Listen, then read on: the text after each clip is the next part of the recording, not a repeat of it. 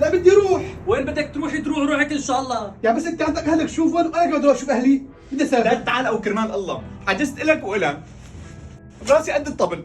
حجزت لي تقبرني؟ يعني اخيرا بدي انزل اشوف اخوالك بس. وانا بدي انزل اشوف اعمامك بس.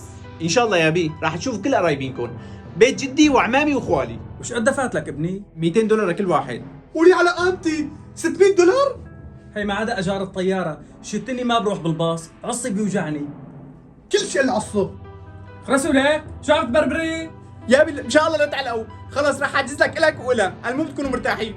وش قد اجار الطياره؟ $200 لكل واحد، طبعا روحه رجعه مع اجار تاكسي للمطار. ايوه، هي ما عدا اجار التوصيله من المعبر للضيعه، كمان بدها شي $100. يعني قديش بتكون دافع هيك يا بي؟ يعني بدك تقول $1200 يا بي، يعني كل شيء مصمده. لولو والهدايا لمين الهدايا؟ لاخواتي، لاحمد ورامي ومحمد وبهيجي وصفيه. انا كمان معناتها بدي مصاري مشان اجيب هدايا لاخواتي علي وابراهيم ومحمد ومحمود وصفيه وهنيه، ما حدا احسن من حدا يا بي. بس انا ما معي، حطيت كل اللي حيلتي. لك يا ابني اصلا ابوك بيحب البهوره، بعدين اختك هنيه غنيه وما بحاجه هديه. ولو كان بيقول المثل انا غنيه وبحب الهديه، بدي مصاري وجيب لهنيه بالذات، جكر فيكي، لهنيه بالذات بدي اجيب لها.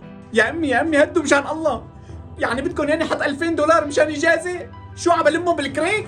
خير جار في شيء؟ يخرب بيتك، لك شلون عم تمد راسك من هون ولا؟ خير، اصواتكم طالعه لبرا. اي خدمه انا جاهز. لك لساتك كوب ولا ابو قولي على قامتي.